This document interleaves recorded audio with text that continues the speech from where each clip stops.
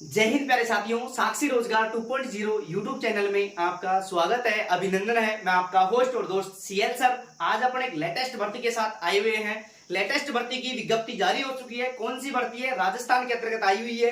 राजस्थान के अंतर्गत राजस्थान सरकार विज्ञप्ति पे विज्ञप्ति जारी कर रही है, अर्थात भर्तियों की लगातार भरमार हो रही है। तो आइए अपन चर्चा करते हैं कौन सी भर्ती है, किसकी विज्ञप्ति जारी हुई है। बिल्कुल साथियों, तो सबसे पहले चैनल पर पहली बार आए हो तो चैनल को विश्वास के साथ आप सब्सक्राइब कर सकते हैं, क्योंकि साक्षी रोजगार 2.0 यूट्यूब चैनल एक ऐसा चैनल है जिसके माध्यम से बिल्कुल सटीक और ऑथेंटिक जानकारी दी जाती है। आइए अपन चर्चा करते हैं कौन सी भर्ती है। सबसे पहले जिस भर्ती की अपन बात कर रहे हैं वो है राजस्थान आंगनबाड़ी भर्ती 2025। बिल्कुल साथियों, अलग अलग जिलों का अलग अलग नोटिफिकेशन जारी हो रहा है। कल भरतपुर जिले का नोटिफिकेशन जारी हुआ था, आज बीकानेर जिले का नोटिफिकेशन जारी हो रहा है। तो लगातार अलग अलग जिलों का अलग अलग नोटिफिकेशन जारी हो रहा है और आंगनबाड़ी के अंतर्गत जो इच्छुक विद्यार्थी हैं वो इसके अंतर्गत आवेदन कर सकते हैं। आगे अपन बात करें तो देखो, आंगनबाड़ी कार्यकर्ता और सहायिका। देखो, आंगनबाड़ी के अंतर्गत कार्यकर्ता है और सहायिका के ये पद निकले हुए हैं। कौन से जिले में निकले हुए हैं? बिल्कुल साथियों, ये बीकानेर जिले में निकले हुए हैं। बीकानेर जिले की विभिन्न तहसीलों के अंतर्गत जो ग्राम पंचायतें आती हैं उसके अंतर्गत ये भर्ती निकली हुई है। बिना परीक्षा भर्ती, अर्थात इसमें कोई भी एग्जाम कंडक्ट नहीं होगा, केवल मूल्यांकन के आधार पर, बिना परीक्षा के आधार पर इसमें भर्ती होगी। बिल्कुल साथियों, आगे अपन बात करें, योग्यता की बात करें तो देखो इसके अंतर्गत 12वीं पास। देखो, योग्यता इसके अंतर्गत रखी गई है 12वीं पास। बिल्कुल साथियों, आगे अपन बात करें तो देखो इसमें केवल महिलाएं आवेदन कर सकती हैं। देखो, कई विद्यार्थियों का सवाल था कि सर इसमें पुरुष और महिला दोनों आवेदन कर सकते हैं या फिर महिलाएं आवेदन कर सकती हैं? तो बिल्कुल साथियों, इसमें केवल राजस्थान की महिलाएं जो उस ग्राम पंचायत से संबंधित है वही महिलाएं इसके अंतर्गत आवेदन कर सकती हैं। आगे अपन बात करें, लास्ट डेट की बात करें तो सर इसके लास्ट डेट कब है? बिल्कुल साथियों, इसके फॉर्म ओपन हो चुके हैं। तो इसकी लास्ट डेट है 10/7/2025। 10/7/2025 को अपने को ऑफलाइन ये फॉर्म जमा करवाना है, अर्थात ऑनलाइन प्रक्रिया इसकी बिल्कुल भी नहीं है, केवल ये ऑफलाइन फॉर्म की अंतिम तिथि दे रखी है 10/7/2025। आइए अपन A to Z जानकारी जानते हैं, क्या क्या न्यूज है इसके बारे में, चयन कैसे होगा, डॉक्यूमेंट्स क्या क्या चाहिए, कितने पद आए हुए हैं, कौन सी ग्राम पंचायत में कितने पद निकले हुए हैं, आंगनबाड़ी कार्यकर्ता के कितने हैं और सहायिका के कितने हैं, एक एक के बारे में अपन विस्तार से जानेंगे। आइए शुरू करते हैं। तो सबसे पहले देखिए परियोजना का नाम। देखो, ये बीकानेर शहर के अंतर्गत, सबसे पहले बीकानेर जो शहर है, बीकानेर जो शहर जो पंचायत समिति है उसके अंतर्गत कार्यकर्ताओं के 14 पद है, जबकि सहायिकाओं के 17 पद है। आगे अपन बात करें तो देखो, बीकानेर ग्रामीण के अंतर्गत 10 पद कार्यकर्ताओं के हैं और सहायिकाओं के भी 10 पद है। आगे अपन बात करें जो नोखा है, नोखा बीकानेर, उसमें भी 4 पद कार्यकर्ता के और 6 पद सहायिका के। आगे अपन बात करें पांचू गांव, पांचू के अंतर्गत 4 पद कार्यकर्ता के और 6 पद सहायिका के। आगे अपन लूणकरनसर, लूणकरनसर के अंतर्गत 4 पद कार्यकर्ता के और 8 पद सहायिका के। कोलायत के अंतर्गत, कोलायत जो बीकानेर है उसके अंतर्गत 4 पद कार्यकर्ता के और 8 पद सहायिका के।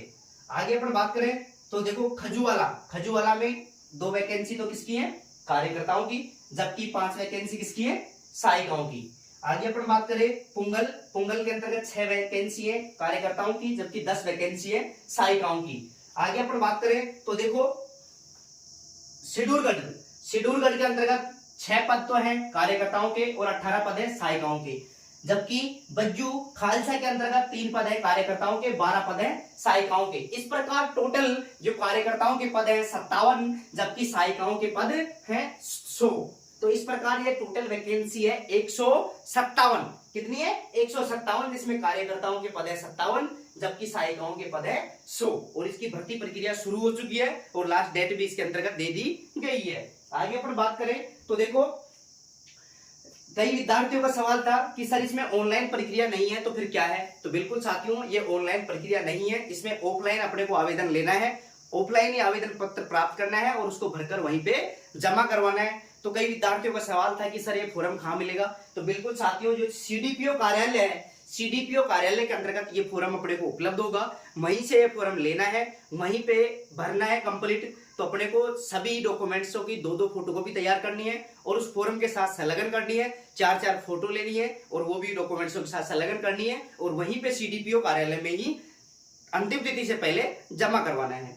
आगे अपन बात करें, देखो चयन कैसे होगा, चयन मूल्यांकन के आधार पर होगा। बिल्कुल साथियों, जिस विद्यार्थी के पास, जिस महिला के पास जितनी अधिक डिग्रियां होंगी उसके आधार पर प्रत्येक डिग्री के अलग अलग अंक निर्धारित किए गए हैं। तो योग्यता के आधार पर अर्थात मूल्यांकन के आधार पर इसमें चयन प्रक्रिया रहेगी। आगे अपन बात करते हैं, तो देखो आरक्षण की स्थिति, सभी कैटेगरी की महिलाएं आवेदन कर सकती हैं। बिल्कुल साथियों, कई विद्यार्थियों का सवाल था कि सर इसमें कौन कौन सी कैटेगरियों की महिलाएं आवेदन कर सकती हैं। तो चाहे कोई भी कैटेगरी हो, एससी हो, एसटी हो, ओबीसी हो, जनरल हो, कोई भी कैटेगरी हो, सभी कैटेगरी की महिलाएं इसमें आवेदन कर सकती हैं। आगे अपन बात करें, देखो योग्यता की बात करें, योग्यता की बात करें तो देखो संबंधित ग्राम पंचायत की निवासी होनी चाहिए। बिल्कुल साथियों, कौन सी महिला आवेदन कर सकती है, तो वो बीकानेर जिले की हो और जो संबंधित ग्राम पंचायत में जो भर्ती निकली हुई है उस ग्राम पंचायत की महिला होना अनिवार्य है। बिल्कुल साथियों, आगे देखो इसमें वही महिलाएं आवेदन कर सकती हैं जिनकी शादी हो चुकी है, अर्थात विवाहित महिला का होना अनिवार्य है और उसी ग्राम पंचायत की महिला का होना अनिवार्य है।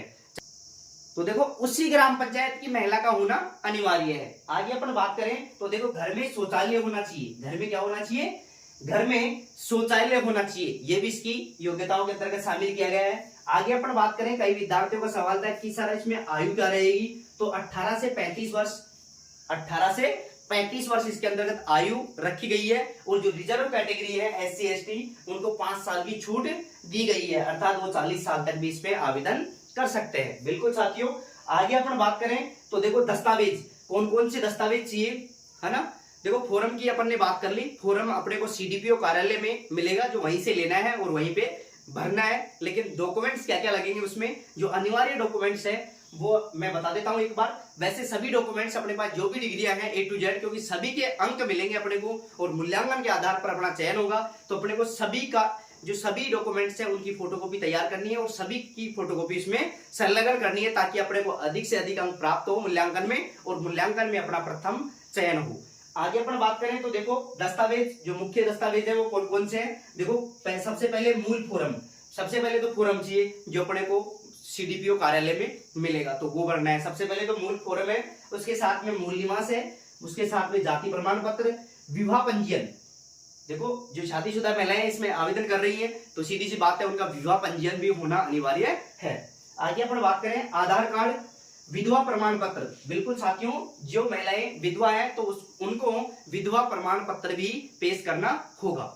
आगे अपन बात करें तो देखो RSCIT, अगर किसी के पास कंप्यूटर कोर्स है, RSCIT हो चाहे PGDCA हो चाहे अन्य कोई भी कोर्स हो कंप्यूटर का, तो वो भी इसमें संलग्न कर सकती हैं। आगे अपन बात करें कार्य अनुभव। देखो कोई भी महिला के पास अगर पहले से आंगनबाड़ी कार्यकर्ता या सहायिका का कार्य अनुभव है तो कार्य अनुभव भी वो लगा सकती है, क्योंकि कार्य अनुभव के 4 अंक मिलते हैं। कार्य अनुभव के कितने अंक मिलेंगे, 4 अंक मिलेंगे।